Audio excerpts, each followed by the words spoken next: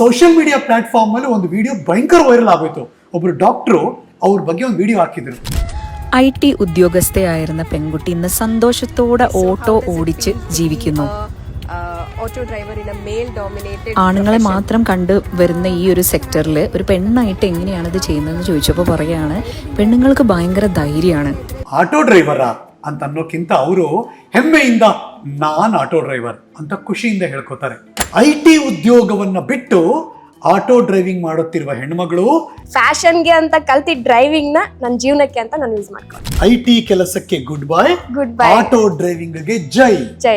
ನೆಮ್ಮದಿಯ ಜೀವನದೊಂದಿಗೆ ತಿಂಗಳಿಗೆ 60,000 ಸಂಪಾದನೆ, 75,000 ಎಲ್ಲ ಹೋದ್ರೆ ಒಂದು 10,000 ಅಂತ ಉಳಿಸ್ಬೋದು. ತುಂಬಾ ಜನ ಕಮೆಂಟ್ ಆಗ್ತಾರಲ್ಲ, ನಾನು ಸಂಪಾದನೆ ಮಾಡ್ತಾರೆ ಇವರು, ಈ ಬಾಡಿಗೆ ಬೇಡ, ನಾನು ಇಲ್ಲಿ ಹೋಗಲ್ಲ, ನಾನು ಅಲ್ಲಿ ಹೋಗಲ್ಲ ಅಂತ ಕೂತ್ಕೊಂಡ್ರೆ ನಾವು ಏನು ಸಂಪಾದನೆ ಮಾಡಕ್ ಆಗಲ್ಲ. ನಿಮ್ ಟಾರ್ಗೆಟ್ ಏನು ಡೈಲಿ? ನನ್ನ target 2,500 sir daily. IT company ಸಿಕ್ಬಿಟ್ರೆ ನಮ್ ಲೈಫ್ ಸೆಟ್ಲ್.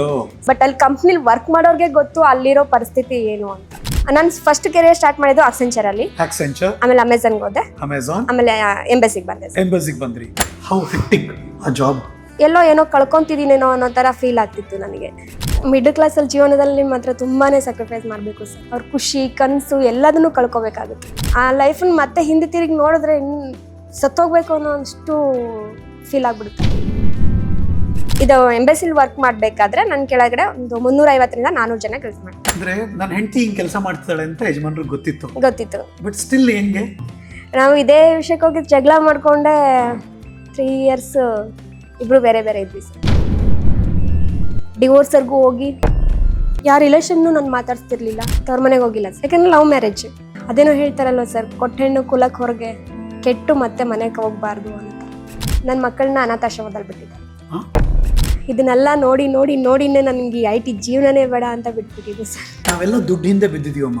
ಹೌದು, ಬಿಕಾಸ್ ನಮ್ಮ ಲೈಫ್ ಚೆನ್ನಾಗಾಗಬೇಕು ಸರ್. ದುಡ್ಡಿನಿಂದ ಹೋದ್ರೆ ನೆಮ್ಮದಿ ಸಿಗಲ್ಲ. ಜೀವನನ ನಮಗೆ ಹೇಗೆ ಬೇಕೋ ಹಂಗೆ ಅನುಭವಿಸಕ್ ಆಗಲ್ಲ. ಸ್ವಿಗ್ಗಿ ಡೆಲಿವರಿ ಮಾಡಿದ್ದೀನಿ, ಸುಮೋಟನ್ ಮಾಡ್ಕೊಂಡಿದ್ದೀನಿ, ರಾಬರಿ ಆಗಿದೆ ಒಂದ್ಸಾರಿ. ಚಾಕು ತೋರಿಸಿ ಮೊಬೈಲ್ ಕಿತ್ಕೊಂಡು ಯಾವತ್ತೂ ಅನ್ಸಿಲ್ವಾ, ಅಂದ್ರೆ ಕೀಳರಿಮೆ ಬಂದಿಲ್ವಾ? ನಾವು ಮಾಡೋ ಜಾಬ್ಗೆ ಫಸ್ಟ್ ನಾವು ರೆಸ್ಪೆಕ್ಟ್ ಕೊಟ್ರೆ ನಮ್ಮ ಜೀವನ ತುಂಬ ಉತ್ತಮವಾಗಿರುತ್ತೆ ಸರ್. ಇವಾಗಿನ ಸಿಚುವೇಶನ್, ಈ ಸ್ಟ್ರೆಸ್ ಎಲ್ಲ ನೋಡಿದ್ರೆ ಹೇಳಬೇಕು ಅಂತ ಹೇಳಿದ್ರೆ ಸರ್, ನಾವು ಸ್ವಯೋದ್ಯೋಗ ಮಾಡೋದು ಎಷ್ಟೋ ಬೆಟರ್.